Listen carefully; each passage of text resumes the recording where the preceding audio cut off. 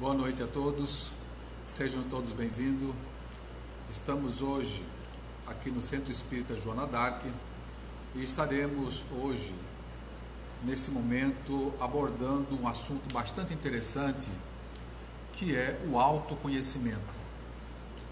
Hoje vamos procurar falar de forma simples, dentro de uma linguagem doutrinária e observando as experiências vivenciadas por Saulo antes e depois Paulo, o apóstolo. Mas antes, porém, vamos saber o que significa o autoconhecimento. Para que serve? O que é isto?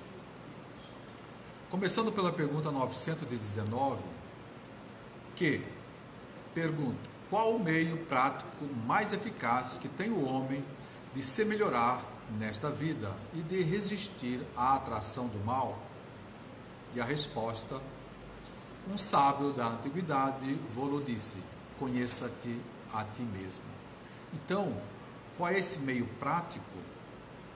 É conhecer a nós mesmos. Como é que nós vamos evitar o mal? Como é que nós vamos identificar isto no nosso comportamento, isto no dia a dia da nossa vida? E é sobre isso que nós vamos falar. Porém, nós temos uma riqueza de detalhes que é Paulo Estevão, o livro em que narra a história do cristianismo, e um dos protagonistas da perseguição dos cristãos é Saulo, e ele nos mostra a sua experiência, que não foi fácil, lógico, porém ele nos deixa essa herança como sendo possível para que todos nós que quisermos seguir, ter a oportunidade de analisar, de observar a sua própria vida e adotar alguns modelos, algumas referências que nos serão úteis para a nossa transformação. Mas antes, eu vou trazer aqui uma explicação sobre o autoconhecimento de um programa chamado Evolução em Dois Mundos, em que a educadora Sheila Costa é questionada sobre o autoconhecimento e ela responde o que significa. E ela fala que é um processo profundo na busca da nossa essência, caminho que percorremos até acreditar que somos espíritos imortais, criados por Deus para o bem, para a felicidade, para a perfeição, e que vamos sobreviver eternamente, não interessa o que aconteça. Vamos nos tornar seres puros e bons. Essa trajetória é longa, mas é parte do nosso processo evolutivo. Eu achei bastante interessante. Então, muitas pessoas, elas ignoram a vida do berço ao túmulo. Ela ignora a vida do berço ao túmulo, melhor esclarecendo, ela ignora a vida do espírito imortal, ela como espírito imortal, sua essência imortal. E acredita que do berço ao túmulo é uma passagem eterna. E todos nós temos a cultura de viver para fora. Ao reencarnar, temos uma cultura de ter coisas, de trabalhar, de estudar, aprender para ter coisas, para possuir coisas. O lucro que nós temos amoedado é para comprar coisas. E comprar coisas que se transformam dia a dia, que se corrói dia a dia, que os ladrões roubam dia a dia. Então, ter coisas, nós temos uma cultura, fomos educados para dar valor a isto. E isto nos distrai e nos distraiu, nos tirando do foco da nossa essência. E o autoconhecimento nos convida a essa busca interior, a conhecer a verdade sobre nós mesmos. Falamos tanto da verdade, e na verdade hoje, como espírito imortal, nós temos uma verdade relativa. Nós não temos a verdade absoluta. A verdade absoluta é só quando nós alcançarmos a perfeição. Mas já possuímos a verdade relativa. Não a verdade relativa sobre essas questões em que o homem manipula a opinião pública, em que manipula a informação, torce o sentido das coisas e cada dia temos uma verdade. Não é essa. A verdade que estamos tratando aqui é essa verdade em que nós buscamos, na leitura das obras que os espíritos ditaram, que responderam, e aí nós vamos tomando esse conhecimento e de posse disso nós vamos tendo noção da verdade absoluta, porém relativo ao nosso entendimento. Essa busca é importante e o que Sheila, a educadora, nos traz é isso, é conhecer a nossa essência imortal. Do berço ao túmulo é apenas um momento da eternidade. Vamos imaginar a linha da eternidade. E nós temos aí, nessa linha da eternidade, o gráfico vai nos apresentar ora encarnado, ora desencarnado, ora encarnado, ora desencarnado. Então, nessa trajetória, nós precisamos fazer com que essa linha seja ascendente. E pode ser que ela seja descendente, porque nós podemos nos equivocar e falhar nas nossas encarnações, repetindo os mesmos erros pela rebeldia, e vamos reencarnar sucessivas vezes até que possamos aprender. Porém, se nós fizermos um esforço, a próxima reencarnação vai ser melhor, e a próxima melhor, e assim sucessivamente. Porém, na mesma linha da eternidade, numa única vida, com várias oportunidades de encarnação.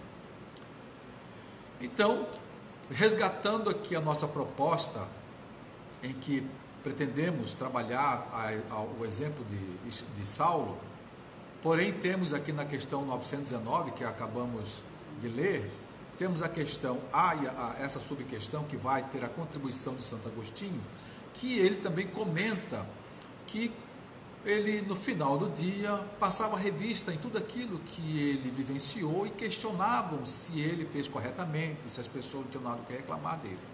Porém, essas questões nós podemos recorrer também em um outro momento, mas vamos aproveitar a experiência de Saulo, que nos traz essa grande contribuição.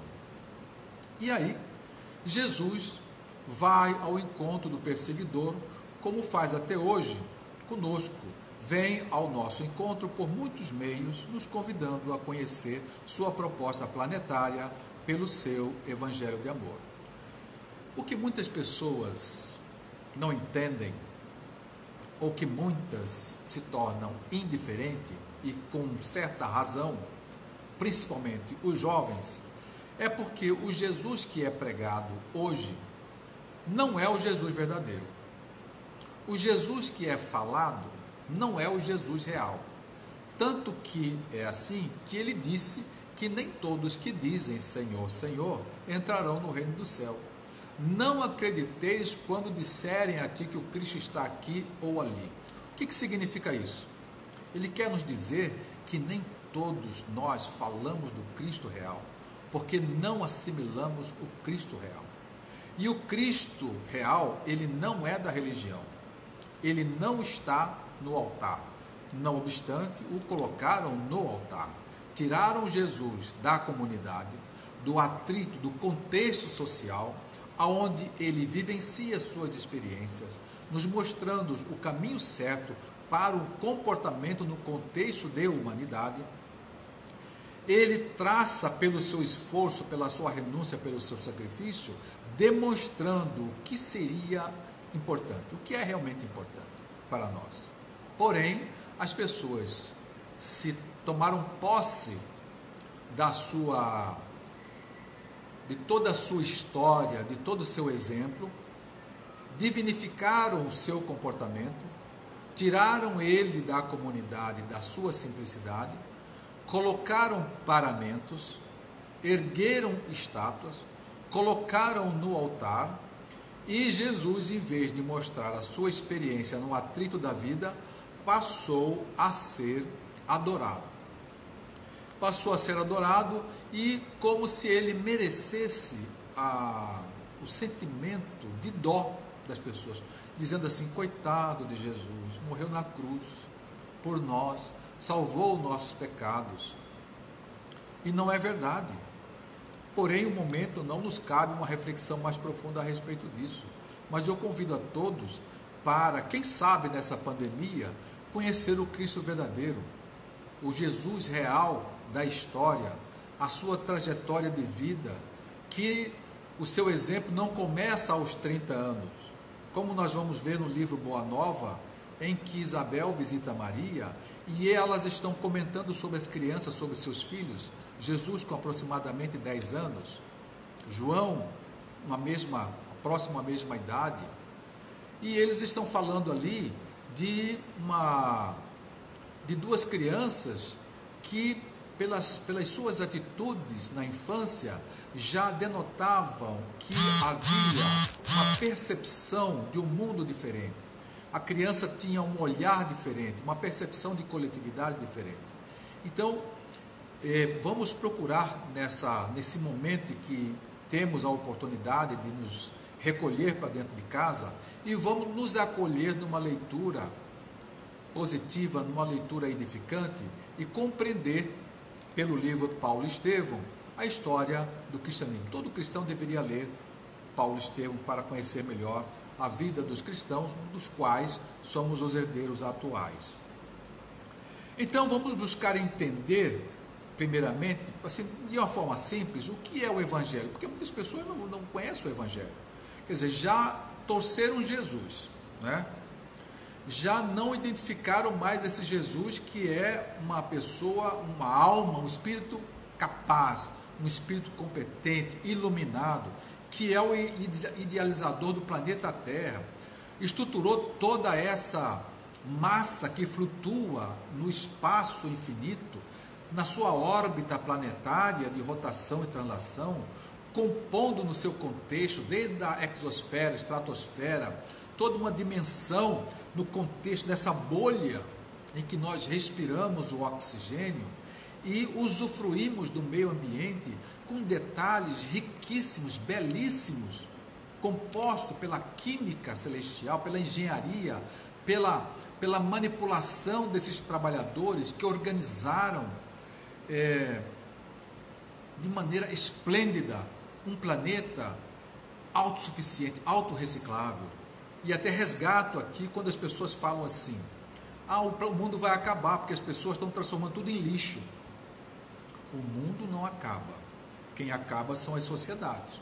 O rio vai secar e as pessoas não têm água para beber.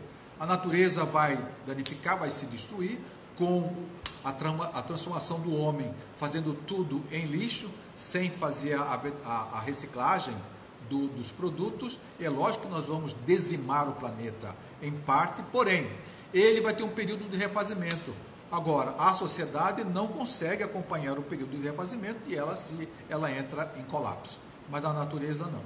Então, toda essa estrutura viajando a milhares de quilômetros por hora, proporcionando a vida na superfície, nessa composição, tendo o Sol como o centro do nosso sistema, a Lua fazendo a sua composição como um apoio do planeta Terra, a sua influência sobre o planeta Terra, e nós aqui usufruindo de toda essa capacidade que o planeta tem de nos sustentar materialmente. Isso é uma coisa que está sobre a administração de Jesus também e dos seus prepostos. Porém, ele vem nos mostrando como é que deveríamos agir, como é que nós devemos agir no planeta, junto com aqueles que estão conosco.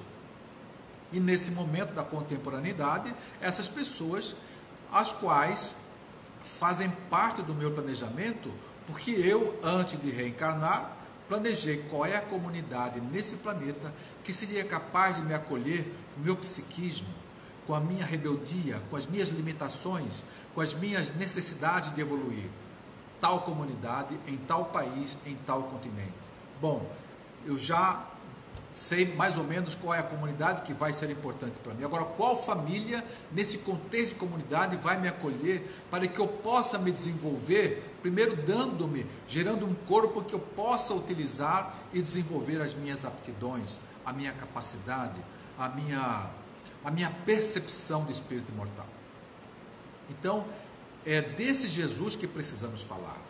Quando as pessoas falam que Jesus vai voltar, ele vai voltar e está voltando, mas voltar no sentido de percebê-lo de forma real, nítida, tangível ao olhar do Espírito. Porque senão ele vai falar para nós, novamente, como falou a Nicodemos. Ora, como é que eu vou falar das coisas do céu, se você não entende nem das coisas da terra? Então não devemos, até podemos, porque muitos estão aí ignorando, indiferente a si mesmo. Mas nós precisamos analisar com profundidade qual é a proposta do verdadeiro Cristo em relação à minha vida social, para que não venhamos apenas, ou melhor, a chegar um momento que não haja necessidade de nós, por nossa vez, pregar Jesus, divulgar Jesus, falar de Jesus. E passar, a partir daí, a vivenciar Jesus. Aí sim, as pessoas, pela nossa atitude, pelos nossos novos hábitos e costumes, vai nos identificar como verdadeiro cristão. E essa é a proposta. E isso aconteceu quando ele convida Saulo. Esse convite também é feito a todos nós em vários momentos. É um amigo que chega na festa e fala: e aí, tudo bem? E você, como é que está a sua vida espiritual? Assim, eu não estou ligando muito para essas coisas, não. Rapaz, sabe que eu conheço lá o Centro Espírita Joana d'Arc? É uma casa, olha, assim, que tem umas pessoas bastante interessantes, fazem uma leitura, tem uma proposta de aprendizado, uma dinâmica diferente. Vamos lá estudar, vamos aprender ali, vamos conhecer Jesus nessa proposta, nesse espaço de convivência. Esse é o convite que chega. Ou você está no outro lugar, né? E que alguém chega com um livro te oferecendo, ou que alguém chega no consolo do seu sofrimento e falando assim: olha, temos uma porta para abrir, para aliviar suas dores. Mas muitas pessoas não querem esse tempo para si mesmas, porque elas ignoram assim o conhecimento sobre Deus, sobre Jesus, sobre as coisas da espiritualidade, achando que vão ofender e vão deixar para lá apenas a espiritualidade. Olhei do engano, porque Deus, Jesus, são almas que têm, primeiro que estamos no contexto de Deus, estamos dentro, vamos colocar assim. Se Deus fosse um oceano, né, e nós fôssemos os peixes, nós estamos dentro da proposta divina, nós estamos inseridos, respirando a divindade, somos essência divina. Como filhos de Deus, somos essências divinas. E aí, nesse contexto, como é que nós então podemos afastar de Deus? Pela nossa indiferença. Se as leis de Deus estão na nossa consciência, eu me afasto de mim mesmo. E muitas pessoas pedem perdão: oh meu Deus, eu não fui no centro, eu não fui na igreja, eu não fui no templo, me desculpe que essa semana não deu. Gente, nós vamos crescer um pouquinho mais, entender a nossa vida planetária, que não está restrita apenas no planeta Terra. Como diz no Evangelho, a Terra é um bairro ínfimo da humanidade. E como um bairro ínfimo, nós somos uma das criaturas que habitamos numa oportunidade de progresso em que, individual, familiar e coletivamente, estamos todos juntos inseridos nesse apoio vibratório em que sou capaz de respirar, aprender e contribuir. Então, esses convites nos chegam, mas vai depender, e depende de cada um de nós, porque muitos são chamados e poucos são os escolhidos. Então, nesse caso aqui, Jesus vai ao encontro de Saulo, convidar Saulo. Saulo era aquela pessoa que estava destruindo os grupos cristãos que proliferavam em suas reuniões secretas para que pudessem ali nutrir uns aos outros de bons sentimentos, de boas percepções, de um futuro promissor. Nós hoje somos o futuro daqueles cristãos há 2000 anos. Nós somos herdeiros desses trabalhadores. Então, como é que nós agora estamos de posse desses pergaminhos e vamos levar todo esse conhecimento, toda essa bagagem para daqui a mais 2000 anos, para que as pessoas tenham um nível de credibilidade para aceitar tudo isso que estamos deixando, a exemplo dos discípulos e dos primeiros cristãos que deixaram. Então, e Jesus, né, vai ao encontro de Saulo, mas vamos traçar aqui, conhecer algumas linhas de Saulo, algum momento em que Saulo, os momentos que Saulo deixa suas experiências. Saulo tinha uma noiva chamada Abigail, cujo irmão Saulo não conhecia e que vai saber após apedrejar um jovem pregador do Cristo, que durante o apedrejamento é reconhecido pela sua irmã Abigail. Então Saulo, como perseguidor dos cristãos, então ele dava um comando para que esses cristãos fossem destruídos, assassinados, apedrejados e tal. Então Saulo, ele próprio, está diante de Estevão, que ele conheceu, e Estevão começa a dialogar com ele sobre Jesus, e ele acha aquilo um desaforo de negar Moisés para seguir Jesus. E Estevão não se rende sobre sua autoridade. Saulo então resolve apedrejar Estevão e convida sua noiva para assistir ao apedrejamento. E naquele momento do apedrejamento, Estevão já bastante machucado, sangrando muito, e Abigail, constrangida para não olhar aquela tortura, aquela monstruosidade, mas ela, entre o olhar fugidio, percebe a silhueta, reconhece o irmão e diz: Saulo, é meu irmão. E Saulo dá uma ordem para parar e pega aquele corpo e vai para uma sala anexa. Mas Saulo está enfurecido, está indignado. Abigail, o que significa isto? Como é que essa pessoa, esse seguidor infame do Cristo, pode ser seu irmão? E começa a questionar, assim, não aceitando na sua condição de autoridade romana, da casta, da sua família tradicional, da autoridade que era investido, de aceitar aquela situação. Mas ele não tem outra saída. Então o que ele faz? Ele rompe com Abigail naquele momento e ele sai atrás do velho Ananias, que era o cristão que aconselhava Abigail nas suas dores. É uma história maravilhosa. Eu estou contando aqui apenas algumas cenas e que vocês vão adorar nesse momento, de que depois vocês vão ler o livro. É muito enriquecedor e trazem momentos gratificantes e a emoção aflora durante a sua leitura. E aí Saulo, enfurecido naquele ódio, joga toda a culpa em Ananias. Quer dizer, eu vou atrás de Ananias, vou encontrá-lo a qualquer custo.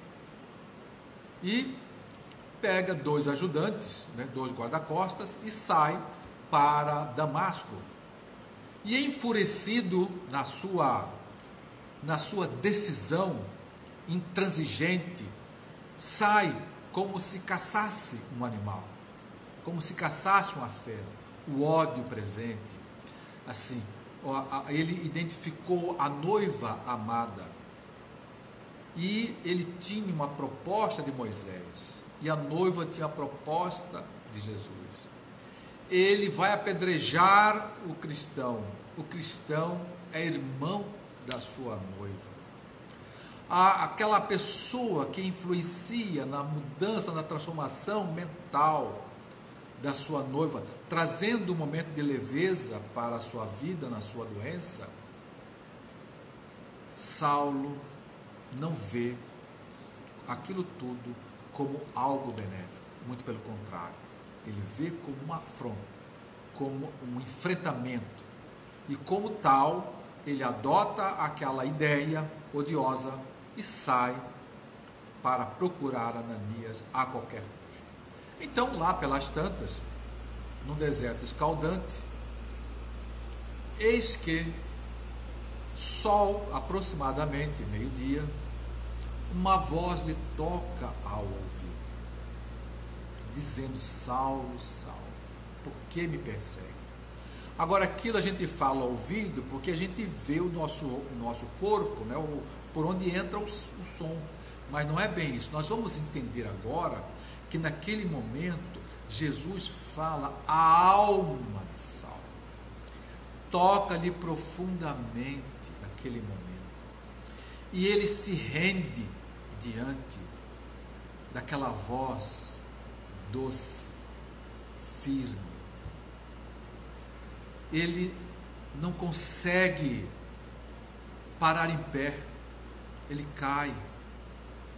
E é lógico que nós hoje não temos a capacidade de entender aquele momento riquíssimo da nossa história, do nosso Saulo, do Jesus planetário, mas podemos imaginar aquela voz tocando naquela alma, com toda a sua moral, com toda a sua leveza, cujo fardo é suave, com toda a sua forma amorosa de falar, e toca aquele coração de aço endurecido, que se rende imediatamente.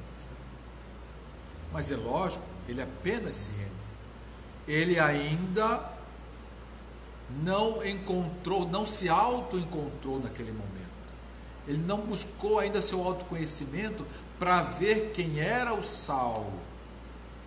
Ele sabia que algo de bom aconteceu, mas para que ele pudesse continuar usufruindo daquilo que aconteceu, precisava fazer muitas outras coisas.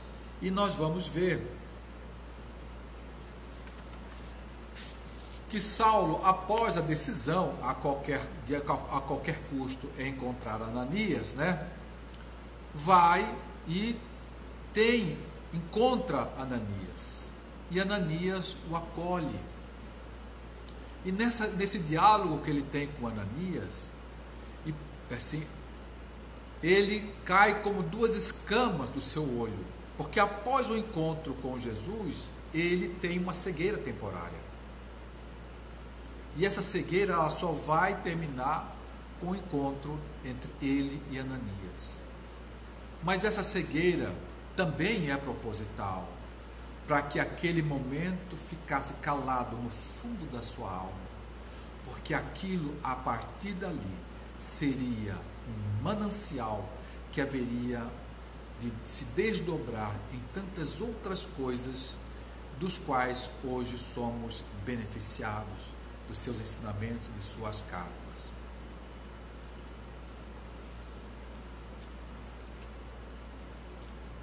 Então, após esse encontro, né, que Saulo teve com Jesus, Saulo caído se levanta e vai até Ananias, né?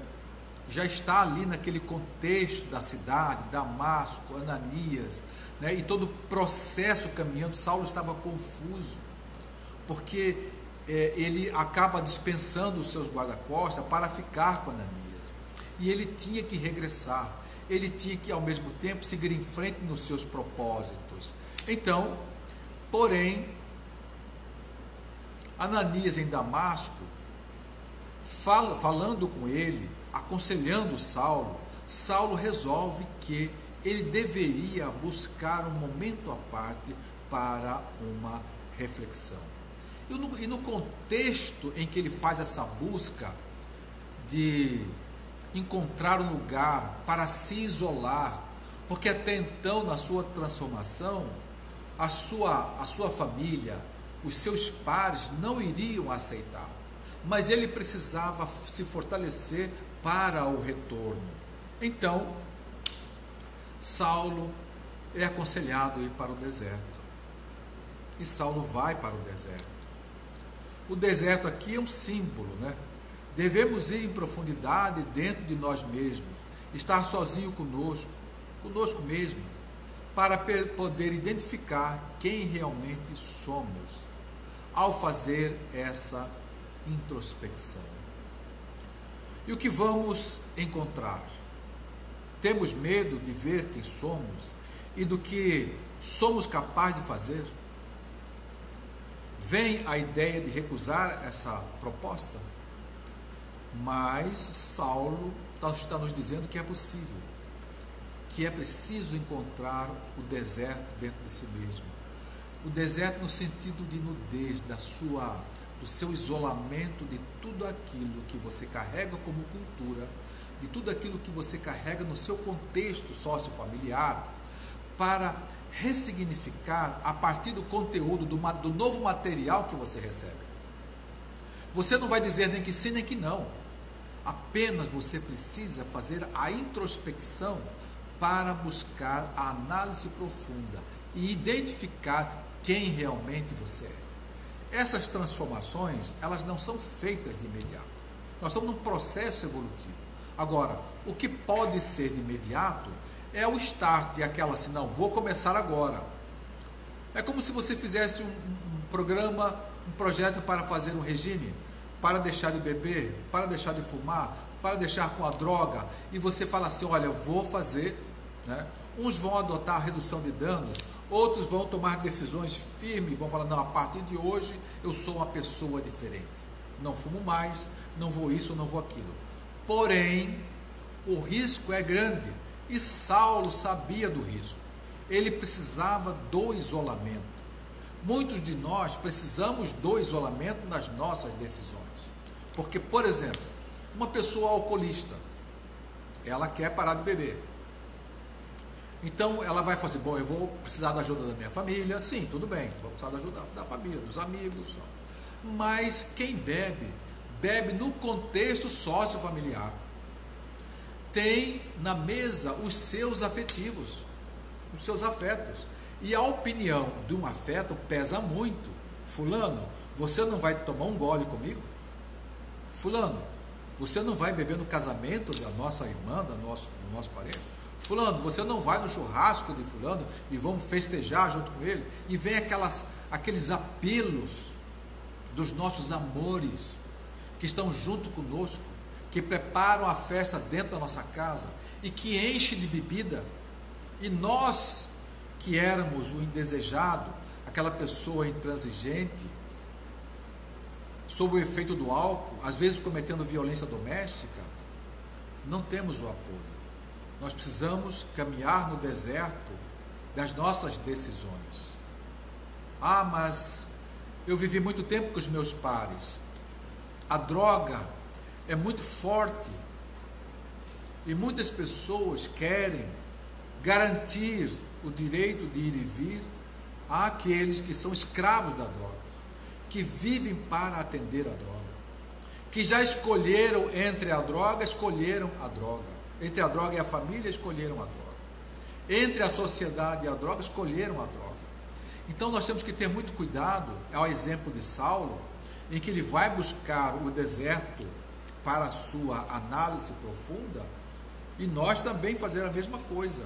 Agora, no momento, nós não conseguimos tirar todo mundo do nosso entorno. Nós vamos só conviver com as pessoas, dentro de casa, na rua, nos festejos familiares, nas tradições, mas nós podemos nos isolar na vontade dirigida, na determinação, no planejamento, no foco de nós mesmos, que é possível. Porque se não fosse possível, a droga seria uma substância que todos estariam consumindo. Não obstante, as pessoas que estão ao meu lado consumindo, vizinha de casa, na rua, ao lado, nas festas que eu vou, nos mesmos espaços, eu não consumo. O outro, meu amigo, não consome, o vizinho não consome, mas outros consomem, inclusive nossos amores. E é esse cuidado que nós devemos ter, a exemplo de Saulo. Saulo, quando recua para a análise, ele recua para que ele pudesse se fortalecer e retornar com segurança, para não cair novamente. Então, após identificar seus erros e suas deficiências morais, ressignifica suas atitudes, sua forma de ver, procura o que realmente importa e a partir daquele momento ele vai em busca de realizar sua transformação. Volta para o espaço de convivência para colocar em prática a sua nova vida. E é isso que nós precisamos fazer. As decisões nossas, quem toma conta, quem decide, quem vai fazer valer, somos nós. Vou dizer a todos, como experiência própria, além de ter a experiência própria, no meu trabalho com dependentes químicos, com presos, né, homens e mulheres, visitando esses espaços, então não há uma decisão que não seja a nossa. E enquanto decisão de adotar uma vida de bons hábitos e costumes, em que muitas pessoas nos até viram chacota, né? Bom, agora você vai virar espírita, você não fuma, não bebe, agora você vai virar santo. Não é bem isso, né? Apesar de que os apóstolos tiveram o nome santificado porém não são santos, nem Jesus, são irmãos nossos que vieram antes da gente, fizeram o seu trabalho e pelos seus esforços conquistaram a sua própria luz. Mas, como herdeiros de todos eles, Jesus nos diz assim: vós sois o sal da terra, vós sois a luz do mundo, e nós precisamos acender a nossa luz. E Jesus nos convida: aquele que quer vir após mim, pegue sua cruz e me siga. Jesus não nos convida para pegar a cruz dele, e nem para pendurar na cruz dele. Pega a nossa cruz, quer dizer, a nossa capacidade, de acordo com o nosso potencial, com o nosso tempo, com as nossas escolhas, com as nossas imperfeições, e vamos tentar seguir, para procurar nos melhorar. Então, e aí nós temos que analisar a melhora do mundo, o que é bom para mim, se dentro do contexto planetário, né, se eu vou conseguir sobressair nas minhas propostas. Porque afundar é muito mais fácil. Ir para o vício da droga, do álcool, ir para a leviandade, para a futilidade é muito fácil. Porém, depois, como muitos estão hoje enfrentando o isolamento pela depressão, pelo estresse, pela síndrome do pânico, pelo ócio, pela insegurança, pela falta de esperança, pela ausência de coragem, porque não se nutriram disto que nós cristãos nos nutrimos, de esperança, de otimismo, de coragem, de saber que esse não é um momento, apenas um momento limitado, que a vida continua. Da onde nós viemos, o que é que nós estamos fazendo aqui, para onde nós vamos, e se estamos aqui, o que devemos fazer, quem são essas pessoas que estão em nossa volta, porque no mesmo berço, um ao lado do outro, um rico, outro pobre, porque uns são cegos, outros não. Qual que é a nossa trajetória, qual é essa finalidade divina sobre todos nós, e a minha essência? Eu vim aqui só para beber, comer, fumar, dirigir, comprar coisas? Então, nós espíritas, cristãos, temos assim, condições de nos avaliarmos e dar valor ao momento que atravessamos. Agora, vamos estar isentos das dores, do sofrimento? Não. Mas como Jesus disse: vinde a mim todos vós que estáis sobrecarregados, que eu vos aliviarei, né? Oprimidos, aflitos, sobrecarregados, que eu vos aliviarei. Ele disse: vos aliviarei, não disse que vai carregar o nosso fardo. É como alguém caído e que nos dão a mão, gente, para levantar, mas o peso continua sendo nosso, a estrada é a nossa. Mas eu estou com um problema sério, eu vou no psiquiatra, eu vou no psicólogo. Sim, todos dois são placas indicativas. O caminho é esse aqui, mas quem tem que percorrer somos nós mesmos, de joelho, a pé, sentado, vamos caminhando, chorando, sofrendo, vamos caminhando. Mas é um momento em que devemos aproveitar esse corpo perecível, que muitas pessoas se agarram nele, sem entender que nem o corpo não é nosso. Ele ficará e nós seguiremos. Agora, enquanto estou utilizando como usufrutuário dos bens planetários, o que é que eu estou fazendo com essa vestimenta? O que é que eu estou fazendo com os meus pares nessa comunidade? Que até isso muitas pessoas ignoram. Dizem assim: eu cresci sozinho, eu vim lá não sei de onde e agora eu fiquei assim, assado, evoluí, cresci, eu não dependo de ninguém.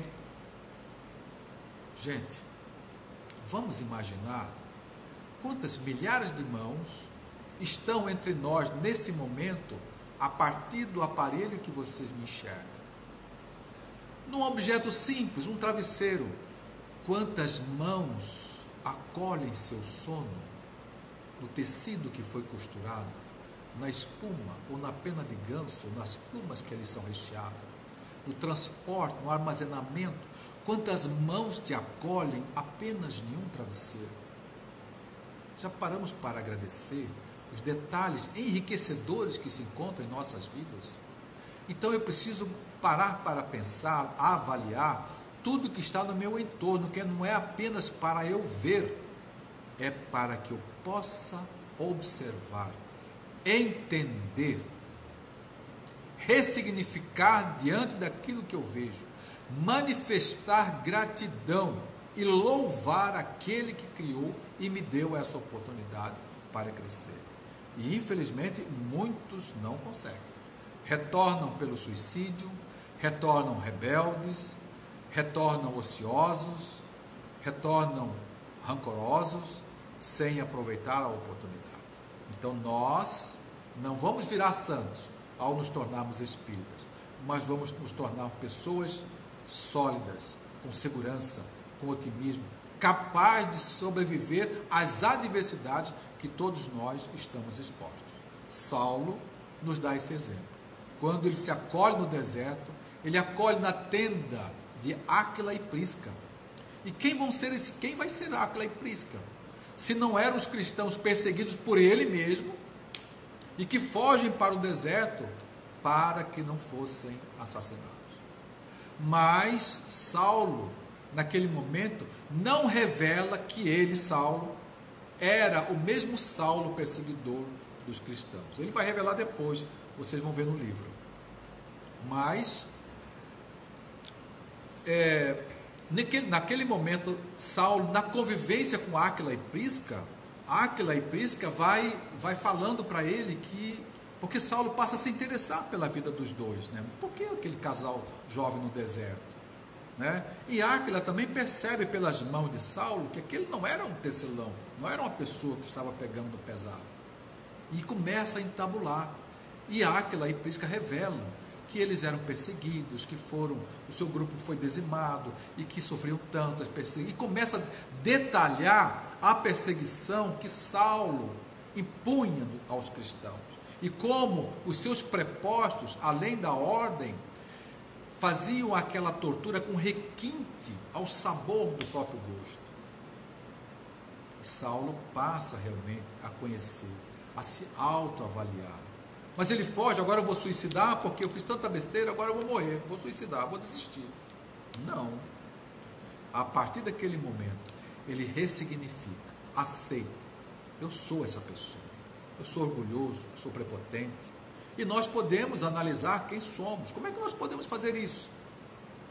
A nossa agenda nos revela.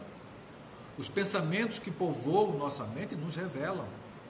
Vamos chegar numa roda. A roda vai nos acolher ou a roda vai se desfazer? Na roda, se pudéssemos ouvir, lá vem aquela pessoa chata, ou se pudéssemos ouvir, só faltava você, que bom que você veio. Nós somos pessoas que contribuímos com leveza, com suavidade aonde a gente chega? Ou somos pessoas de lua? Porque muitas pessoas, fulano é de lua, nós podemos também nos conhecer. O que é de lua? A pessoa azeda, revoltada, queixosa, rancorosa, que não está contente com nada, com o que as pessoas fazem, que não tece nenhum elogio, que cobra. Temos que analisar. Se alguma coisa acontecer conosco hoje, se nós morrermos hoje, passarmos para o outro lado, quantas pessoas vão colocar mãos postas para orar por nós? Quantos corações nós conquistamos nessa vida, nessa trajetória de vários anos? Quantos corações nós acolhemos? Quantos corações nós envolvemos? Quantas mãos nós acolhemos? Quantos sim pronunciamos para que essas pessoas, na nossa dor, na nossa doença ou na nossa despedida, vai dizer assim: essa pessoa foi uma alma querida. E sai do coração dela luz em nossa direção. Será que é possível? Podemos analisar isto? Como é que nós vamos detectar? Vamos olhar a nossa agenda, quem somos? Vamos olhar os nossos hábitos e costumes, quem somos? E vamos aceitar o convite desse autoconhecimento. Mas aí nós podemos questionar: como é que eu vou fazer o exercício para me encontrar os meus defeitos e corrigi-los? Tem algumas regrinhas que dá para a gente começar. E elas acontecem, pode começar dentro de casa, deve começar dentro de casa. Quando tiver um conflito, alguma coisa, o bicho vai pegar, então nós vamos nos convidar a dizer assim: qual é a virtude que eu estou sendo convidado a trabalhar agora diante disto? E vai escolher a virtude, a paciência, a resignação. Eu vou escolher algo, a mansidão, para não afrontar, para não piorar aquela situação. E isso eu posso utilizar em que momento? Em todos os momentos da provocação. Em todos os momentos em que eu sou cobrado, provocado a reagir. E nós precisamos aprender como Saulo a agir. Que devo oferecer? Agora, não vamos esperar que o outro entenda a nossa transformação.